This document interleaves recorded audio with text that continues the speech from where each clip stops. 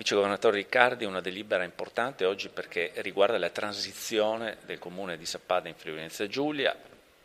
passaggio che è già avvenuto, ma questa fase di transizione che comprende anche l'aspetto sociosanitario. Beh, è un passaggio del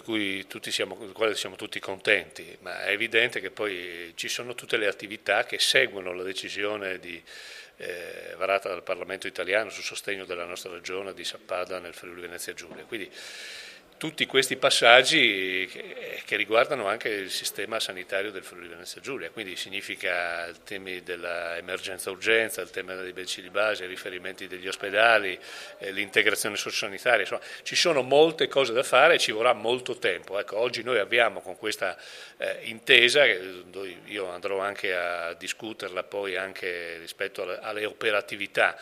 con il sindaco di Sappada, è un lavoro che durerà nel tempo, ma è un lavoro che bisogna iniziare a fare e noi siamo ben contenti di farlo. Un rapporto con la Regione Veneto, diretto, anche con le aziende sanitarie sia del Veneto, la numero 1 Dolomiti e la Medio Friuli. C'è un problema di rapporto tra le aziende, c'è un problema di rapporto tra le forze dell'ordine determinate anche a tutti i sistemi di emergenza-urgenza, c'è un problema dei servizi sociali tra i comuni.